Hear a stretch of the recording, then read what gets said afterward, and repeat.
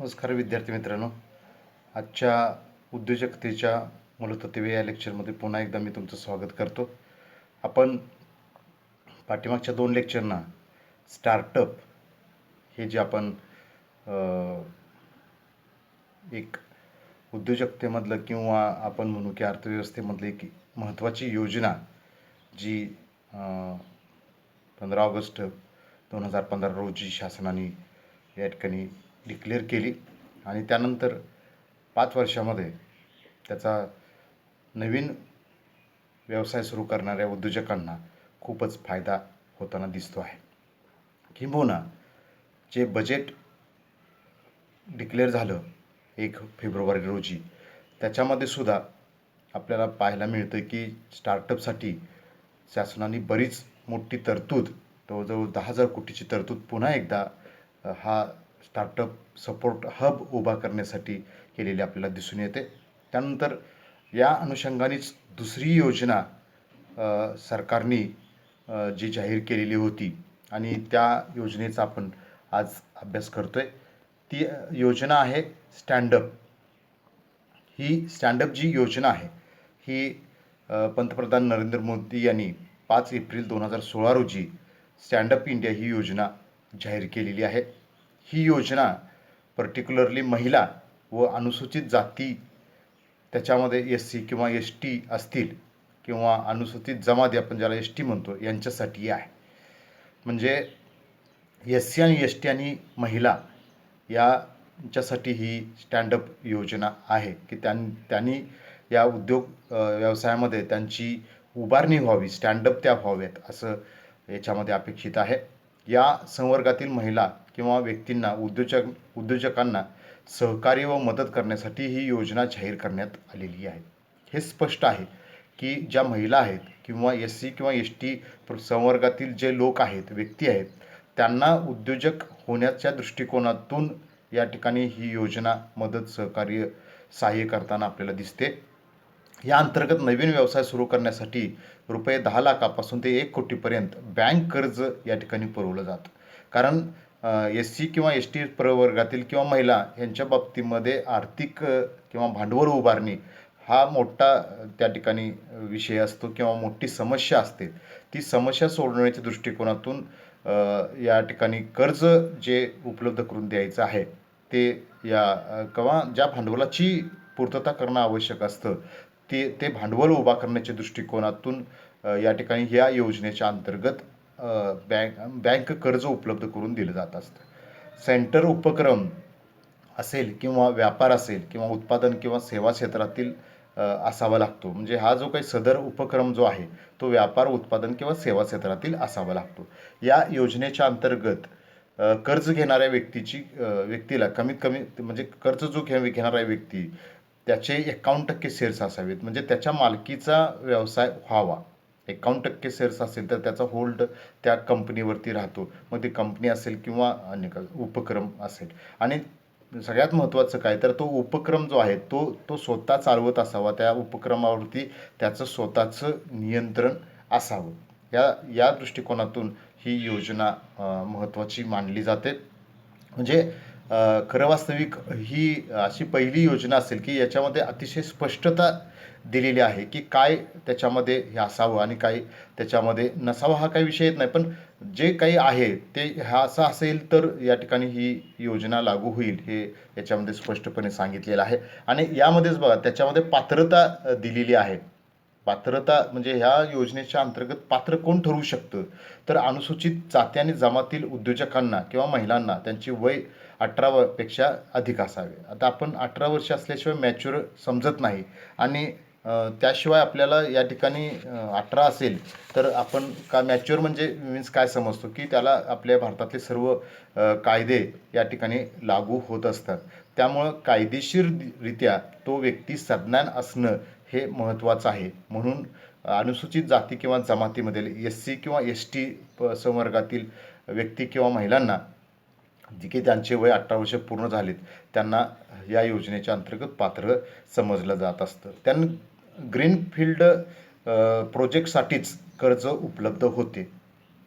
याच्यामध्ये मग व्यापार असेल, उत्पादन किंवा सेवा क्षेत्रातील प्रकल्प असावा. त्यांना ग्रीनफील्ड असं प्रोजेक्ट असं म्हटलेलं आहे. म्हणजे तुम्ही इतर व्यापार किंवा उत्पादन किंवा सेवा क्षेत्रातील भाग सोडून तुम्ही जर इतर काय करणार असाल तर ते याच्यामध्ये गृहीत धरलेलं नाही. वैयक्तिक अवैयक्तिक आहे तिथं, वैयक्तिक झालं नाही, अवैयक्तिक उपक्रमासाठी 51% शेअर्स. म्हणजे वैयक्तिक उपक्रम असेल तर तो विषय नाही, ते त्याची मालकी असते. पण अवैयक्तिक उपक्रम असेल, कंपनी असेल किंवा भागीदारी असेल तर 51% शेअर्स हे त्या व्यक्तीच्या नावावरती असायला पाहिजेत आणि त्याचं नियंत्रण याच्यामध्ये असायला पाहिजे. आपण हा मुद्दा वरती पण याच्यामध्ये आपण पाहिलेला आहे. त्यानंतर कर्जदार हा थकबाकीदार नसावा. म्हणजे त्याने अगोदर कुठलं तर कर्ज घेतलं आणि ते थकीत आहे असं त्याच्यामध्ये असू नये, कारण तसं असेल तर बँकेला कर्ज देण्यामध्ये अडचणी निर्माण होऊ शकतात. म्हणून या ठिकाणी तो व्यक्ती, सदरचा व्यक्ती ज्याला आपण या योजनेच्या अंतर्गत बँकेचं कर्ज उपलब्ध करून देणार आहे, तो पूर्वी कोणत्याही परिस्थितीमध्ये थकबाकीदार असता कामा नये. म्हणजे कोणतंही कर्ज त्याने किंवा व्याज असेल, मुद्दल असेल की कोणतंही थकवलेलं नसावं. त्यानंतर याच्यामध्ये कर्जाचा तपशील काय आहे, म्हणजे कशा पद्धतीनं कर्ज या ठिकाणी उपलब्ध करून दिलं जातं. तर कर्जाचं स्वरूप काय आहे, तर एकत्रित म्हणजे टर्म लोन आणि खेळते भांडवल. टर्म लोन म्हणजे या ठिकाणी तुम्ही स्थिर भांडवलासाठी जे सुरुवातीला कर्ज घेता त्याला टर्म लोन म्हणतात. टर्म लोन म्हणजे टर्म असते त्याची 5 वर्षे, 7 वर्षे, 10 वर्षे, 3 वर्षे अशी टर्म असणारे लोन. आणि खेळतं भांडवल असते तर हे आपल्याला माहिती आहे की ते CC कॅश क्रेडिटच्या स्वरूपामध्ये 1 वर्षाच्या मुदतीसाठीचं असतं ते. तर ह्याच्यामध्ये तेही स्पष्टता आहे की 10 लाख ते 1 कोटीपर्यंत. म्हणजे हे साधारणतः जे आपलं मायक्रो किंवा स्मॉल किंवा आपण ज्याला काय म्हणतो आपण सूक्ष्म आणि लघु उद्योजक जे आहेत त्यांच्यासाठीच ही योजना, स्टँडअपची योजना असलेला आपल्याला दिसून येते. 1 कोटीच्या पुढेचे या ठिकाणी जर काही उद्योग व्यवसाय त्याच्यामध्ये असेल तर त्याच्यासाठीच कर्ज या ठिकाणी या अंतर्गत उपलब्ध होऊ शकणार नाही. म्हणजे सूक्ष्म आणि लघु उद्योगांच्यासाठीच ही योजना आहे असं आपण या ठिकाणी म्हणू शकतो. कर्जाचा उद्देश काय, तर SC आणि ST प्रवर्गातील किंवा महिलांनी व्यापार, उत्पादन, सेवा क्षेत्रात नवीन प्रकल्प उभे करण्यासाठी या ठिकाणी कर्ज दिले जाते. म्हणजे हे जे आहेत व्यापार असेल किंवा उत्पादन असेल किंवा सेवा क्षेत्र असेल तर याच्यामध्ये नवीन प्रकल्प उभारावेत आणि ते सुद्धा कुणी करावेत, तर SC आणि ST प्रवर्गातील लोकांनी किंवा महिलांनी करावेत. हा त्याच्यामधला महत्त्वाचा भाग आहे आणि त्याच्या दृष्टिकोनातूनच हे कर्ज या योजनेच्या अंतर्गत 10 लाख ते 1 कोटीपर्यंत उपलब्ध करून दिलं जातं. आता कर्जाचं प्रमाण त्याच्यामध्ये थोडंसं आणि हे भाग म्हणजे मी मगाशी म्हटलं की याच्यामध्ये खूप मोठी स्पष्टता दिलेली आहे आणि ती स्पष्टता आपल्याला या ठिकाणी स्पष्टपणे दिसते की प्रकल्पाच्या एकूण किमतीपैकी 75% कर्ज टर्म लोन व खेळत्या भांडवलाच्या स्वरूपात पुरवले जाते. म्हणजे जो प्रकल्प तुम्ही उभं करणार आहे तो प्रकल्प त्याची कॉस्ट काय असेल तर त्या कॉस्टच्या 75% जे आहे ते टर्म लोन किंवा खेळत्या भांडवलाच्या स्वरूपामध्ये या ठिकाणी एकत्रितपणे हे पुरवलं जातं, हे लक्षात घ्या. म्हणजे वरचं जे 25% आहे हे तुम्हाला उभा करावं लागेल. यामध्ये व्याजदर हा बँकेच्या कमीत कमी व्याजदरा इतका असतो, कारण सदर कर्ज हे कोलॅटरल सिक्युरिटीद्वारे सुरक्षित केलेले असते. कोलॅटरल द्यावं लागतो. कोलॅटरल हा शब्द तुम्हाला समजतो का, पहा. आपण त्याला पूर्वी जामीनदार ज्याला म्हणतो त्याला आता कोलॅटरल हा शब्द म्हणतात. म्हणजे जामीनदाराची जी काही संपत्ती आहे ती संपत्ती या ठिकाणी आपण तारण म्हणून या ठिकाणी लक्षात घेतली जाते. म्हणजे संपत्ती तारण असते त्याला कोलॅटरल द्यावं लागतं. कोलॅटरल हा शब्द आहे. आपण पूर्वी तारण जामीनदार फक्त देत होतो, जामीनदाराची संपत्ती वगैरे हा विषय तिथं नव्हता. पण इथं हे कोलॅटरल सिक्युरिटीद्वारे ते कर्ज आहे ते सुरक्षित केलेलं आहे. म्हणजे बँकांना परत कर्ज वसुलीला कोणत्याही प्रकारचे प्रॉब्लेम्स येऊ नयेत हा या ठिकाणी भाग लक्षात घेतलेला आहे. आता परतफेडीचा कालावधी हा 7 वर्षाचा असतो. तो पुढं 18 महिने म्हणजे 1.5 वर्षापर्यंत वाढवता येतो. म्हणजे 8.5 वर्षाच्या याच्या मुदतीपर्यंत हे कर्ज असू शकतं. म्हणजे मुदत सुद्धा तुम्हाला चांगली आहे 7 वर्ष. कारण एखादा प्रकल्प सुरू केला तर पहिल्या 1-2 वर्षामध्ये लगेच उत्पन्नाला म्हणजे प्रॉफिटला सुरुवात होते असं नाही. त्यामुळं पहिल्या 2 वर्षामध्ये इन्कम मिळत नसल्यामुळे, उत्पन्न मिळत नसल्यामुळे किंवा नफा मिळत नसल्यामुळं पहिले 2 वर्षे तशीच जातात. म्हणजे पहिले 2 वर्षे त्या उद्योजकाला कर्जाचे हप्ते वेळेवर भरणं, व्याज भरणं हे बऱ्याच वेळेला जिकिरीचं होऊ शकतं. परंतु 1-2 वर्षानंतर ज्यावेळेला व्यवसाय रुटीनला येतो त्यावेळेला तो कर्जाची परतफेड करण्याचा मोठ्या प्रमाणावरती विचार करू शकतो.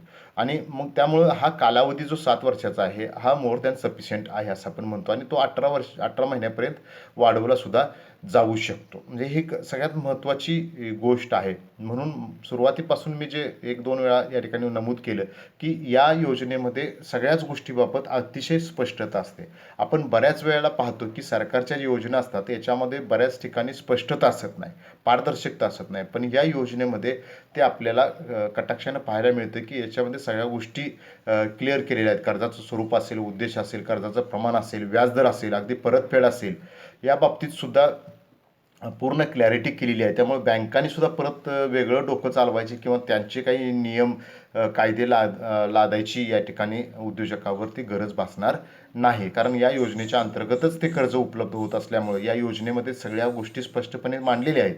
त्या अनुषंगानेच तुम्ही या ठिकाणी कर्ज उद्योजकाला उपलब्ध करून दिलं पाहिजे. आता मुद्दा येतो खेळते भांडवल. रुपये 10 लाखापर्यंत खेळत्या भांडवलाची रक्कम काढण्यासाठी रुपे कार्ड वापरता येते. रुपे कार्डचा वापर या ठिकाणी करता येतो. म्हणजे डिजिटल इंडियाला सुद्धा या ठिकाणी या योजनेच्या अंतर्गत प्रोत्साहन देण्याचा प्रयत्न या अंतर्गत केलेला आपल्याला पाहायला मिळतो. कारण खेळतं भांडवल जे आहे हे आपण कॅश क्रेडिटच्या माध्यमातून घेत असतो आणि कॅश क्रेडिटचं आपल्याला माहिती आहे की आपण त्याच्यावरती किती वेळा पैसे काढू शकतो, भरू शकतो. तुम्हाला एकदा 10 लाखाचं जर खेळतं भांडवल कॅश क्रेडिट मंजूर झालं तर त्याच्या अंतर्गत तुम्हाला आत्ता 7 लाख पाहिजे तर 7 लाख उचलू शकता. व्याज जर 7 लाखच बसेल, 7 लाखावरती बसेल, 10 लाखावरती बसणार नाही. परत तुम्हाला वाटलं की बाबा 2 लाख माझ्याकडे आलेत तर तुम्ही 2 लाख भरले तरी चालू शकतात. पुन्हा 5 लाख रुपये तुम्हाला 10 लाखापैकी 5 लाख तुमचं कर्ज राहतं, 5 लाख तुम्हाला पुन्हा मिळू शकतात.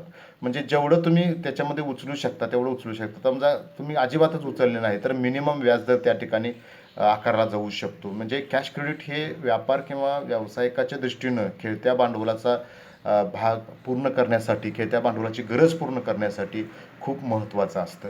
आणि ते काढण्यासाठी रुपे कार्ड तुम्ही वापरू शकता. म्हणजे बँकेत जाऊन परत सगळी प्रोसिजर करा. प्रत्येक वेळेला तुम्ही त्याचा म्हणजे कंप्लायन्स करा. या ठिकाणी त्या ठिकाणी भाग करतो राहत नाही. ही महत्त्वाची गोष्ट आपण या ठिकाणी लक्षात घ्यायला पाहिजे. कर्जदाराला प्रकल्प खर्चाच्या 10% रक्कम उभा करायला पाहिजे. कारण 75% पर्यंत कर्ज मिळतं. बाकीचे 15% तुम्ही इतर माध्यमातून शेअर्स किंवा ह्या माध्यमातून उभा करू शकता. पण तो प्रकल्प कर्जदार जो असतो, ज्याच्या नावावरती आपण कर्ज घेणार असतो, जो त्या व्यवसायाचा मालक असतो, संचालन करत असतो, नियंत्रण करत असतो, त्यानं स्वतःची 10% रक्कम, 10% रक्कम म्हणजे त्याचे 10% तरी शेअर्स त्याच्यामध्ये त्याचे स्वतःचे असायला हवेत.